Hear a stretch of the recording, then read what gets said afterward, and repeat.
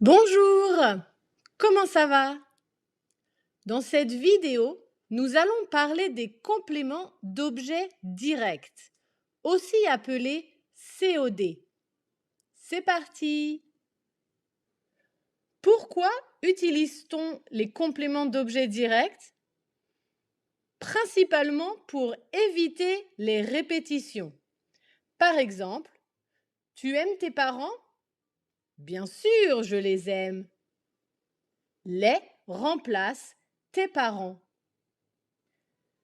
Dans l'exemple tu aimes tes parents est le nom qui reçoit l'action du verbe aimer. Ainsi, le complément d'objet direct les remplace le nom tes parents qui reçoit l'action du verbe aimer. Le complément d'objet direct remplace des personnes, dans ce cas tes parents, mais aussi des choses, things. Le complément d'objet direct remplace un objet direct. There is nothing in between the verb and the object of the sentence. Regardons plus d'exemples. Elle met son manteau, elle le met. Elle porte souvent cette robe, elle la porte souvent. Elle invite son ami à dîner, elle l'invite à dîner.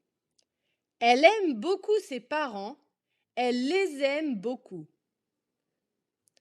Son manteau est l'objet de la phrase. Le remplace son manteau. Cette robe est l'objet de la phrase. La remplace cette robe. Elle invite son ami. Son ami est l'objet. Elle apostrophe remplace son ami. Ses parents est remplacé par les dans la phrase. Elle les aime beaucoup. Comme vous le savez, quand on construit une phrase en français, on suit le modèle sujet, verbe, objet. Elle, sujet, mais, verbe, objet, son manteau. Vous avez dû remarquer que le, la, les, l'apostrophe est toujours placé devant le verbe. Lorsque l'on utilise le COD, il est placé entre le sujet et le verbe. Elle le met. Elle met son manteau. Elle le met.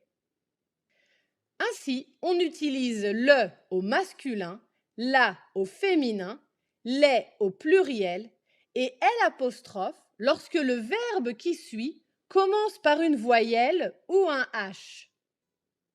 On utilise aussi les compléments d'objet directs avec les personnes, puisque le COD peut remplacer une personne. Lorsque le COD remplace je, on utilise me. Tu, te, il, elle, le, la, l'apostrophe, nous, nous, vous, vous, il avec un S, elle avec un S, les. Donc par exemple, vous m'entendez bien? Do you hear me well? Nous t'entendons bien. We hear you well. Tu m'aimes? Do you love me? Oui, je t'aime. Yes, I love you. Tu nous comprends? Do you understand us? Oui, je vous comprends. Yes, I understand you. Vous avez étudié dans le passé que la négation est placée autour du verbe. Sujet, ne, verbe, pas et l'objet. Par exemple, elle n'achète pas ses habits à Zara. Donc, ses habits est un objet.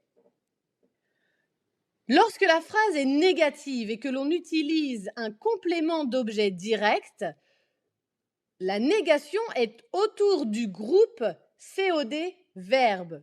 Elle ne les achète pas à Zara. Le COD est toujours placé devant le verbe. Elle ne les achète pas à Zara. À votre tour maintenant, remplacez l'objet avec son COD.